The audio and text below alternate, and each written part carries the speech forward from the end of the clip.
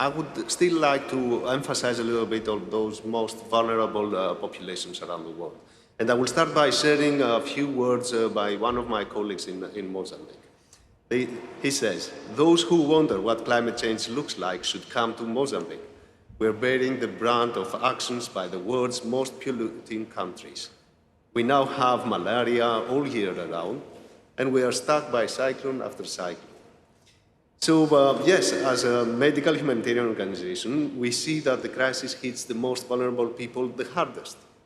And we know that because we see them in our waiting rooms, from Niger to Mozambique, from Honduras to Bangladesh. We treat patients for infectious diseases like malaria and dengue, for malnutrition, and for health issues linked to extreme weather events.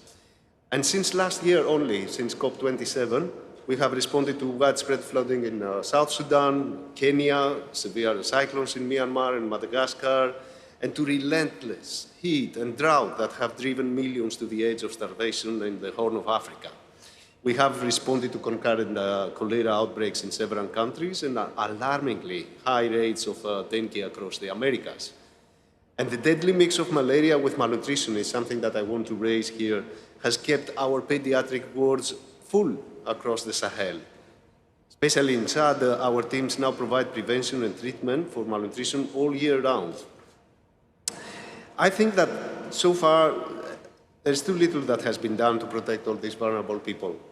And many communities are faced with multiple crises. People are paying with their health and their lives for a problem that they did not create. So, as this is a global stocktake, we have to be brave and say clearly that the actions to date are failing to meet today's needs, let alone the growing challenge ahead. And the global political leadership has failed to deliver on commitments to curb emissions and to deliver on promises to support the most affected countries to adopt. I think this must change now. We had some great news. I'm really pleased to see that health is coming from the main door, as you mentioned before, and needs to stay here. Because these communities need to see climate action that equals the scale of the climate emergency. They need real commitment to take the urgent, essential, and overdue actions required to dramatically reduce the emissions. They need concrete financial and technical support to adapt to. And I think we cannot just continue to look on it. It is a humanitarian catastrophe. How many more years will go by? How many more COPs? How many more lives will be affected or lost until and before there are some concrete measures decided?